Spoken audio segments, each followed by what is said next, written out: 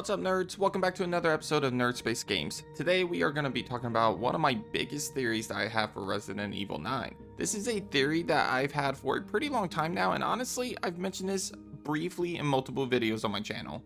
However, with rumors of Resident Evil 9 getting a reveal soon, now is the perfect time to do a deep dive into that theory of mine. Before we get started though, if you haven't already, be sure to subscribe to the channel for more survival horror content, and also leave a like on today's video if you enjoyed today's topic. But yeah guys, let's talk about Resident Evil 9. There's a lot of rumors right now around this game. Plenty of reliable sources are talking about the game constantly, with most of the rumors implying that both Leon and Jill will be part of the game somehow. But we've also heard whispers about the fact that this game will mark the end of one chapter while also setting up the future of the franchise. And with that in mind, it leads me to think that the main villain of this game needs to be someone massive, like a Thanos level massive type of villain.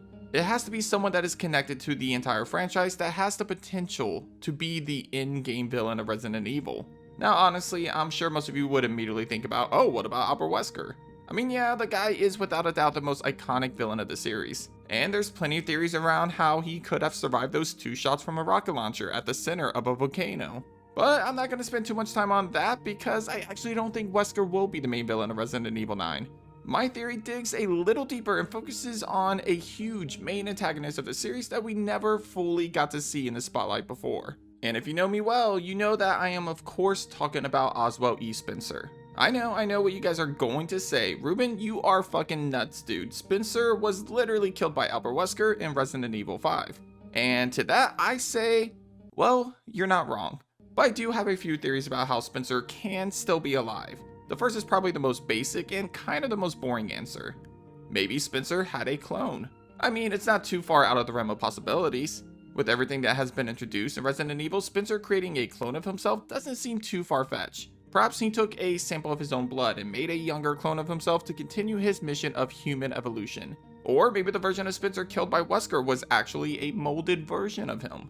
We've seen molded versions of characters before, like Ethan Winters. Regardless, the idea of Spencer cloning himself is definitely not out of the question, but to be honest, it's probably the most boring answer.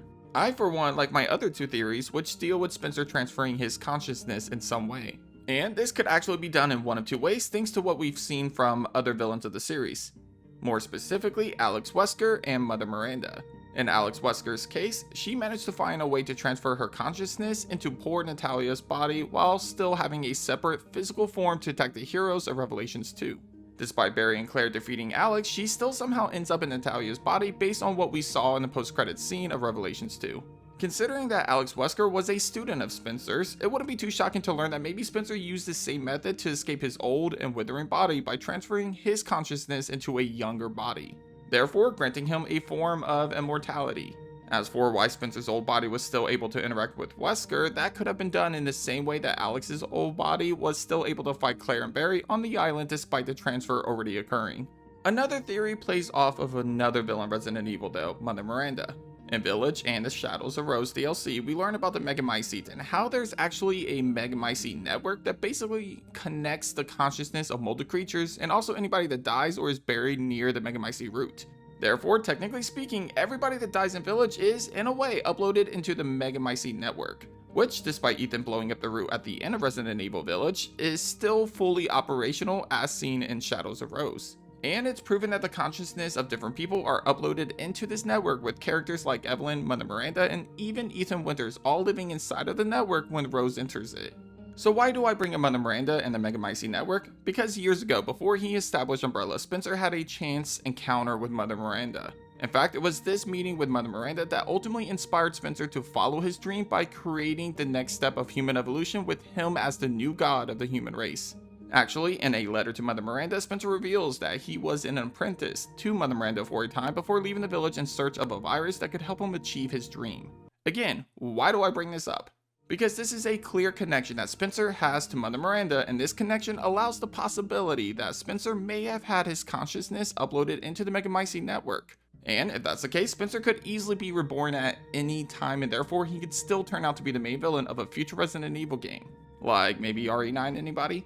So now that we've established a few ways that Spencer could still be alive, the question then becomes why he should be the main villain of Resident Evil 9. Well, that's simple. He's a character that's connected to every single villain and every single protagonist of the Resident Evil franchise. As I already mentioned, Spencer was a student of Mother Miranda. He basically created the Wesker children and made Alex and Albert who they were in the series today. He founded Umbrella alongside James Marcus, the villain of Resident Evil 0, and Edward Ashford, the grandfather of Alfred and Alexia Ashford. His research on the progenitor virus would lead to the bioterrorism threat seen in just about every single Resident Evil game. There's really no bigger or better villain than the man that's responsible for just about every single tragedy seen in the Resident Evil franchise.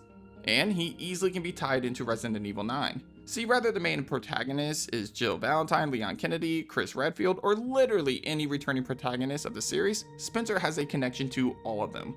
And another theory that I have is that Spencer is already running a different company within the Resident Evil universe, but he's doing it from behind the scenes. You know, in true Ozwell E. Spencer fashion, of course. As for what company, well, there's actually a few different options for that. The most obvious would be Blue Umbrella. Despite them appearing to be the good guys of Resident Evil 7, Blue Umbrella could very well be the main antagonist of Resident Evil 9. Maybe they are the ones that have something to do with why the BSAA are using BOWs.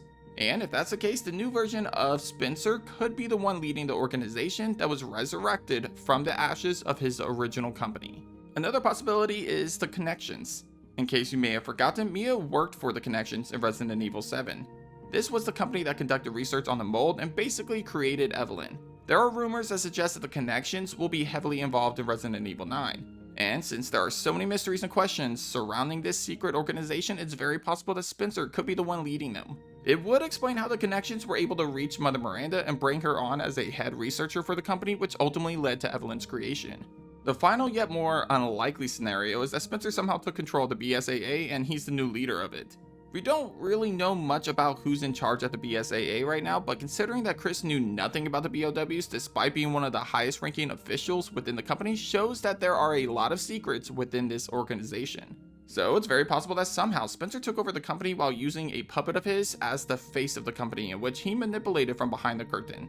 Overall, there's plenty of ways that Spencer could be involved with Resident Evil 9, especially with so many questions regarding different companies within the franchise right now. The BSAA, Blue Umbrella, and the Connections all seem to be the biggest question marks right now, and what better way to bring back a major villain than having one of them directly connected to the man that's responsible for everything that we've seen in the Resident Evil universe. That, my friends, is a Thanos level villain. But that does it for this episode of Nerdspace Games. Hit up the comments and let me know what you think of my Spencer theory. Do you think that he's still alive? Is it possible that he's the main villain of Resident Evil 9? And if not, who or what kind of villain would you like to see in the next mainline entry of the Resident Evil series? Let me know down below. Anyway, if you haven't already, be sure to subscribe to my channel for more survival horror content. Also, leave a like on today's video if you enjoyed today's topic. But thanks for watching, and as always, I'll catch you guys on the next episode of Nerdspace Games. Take care.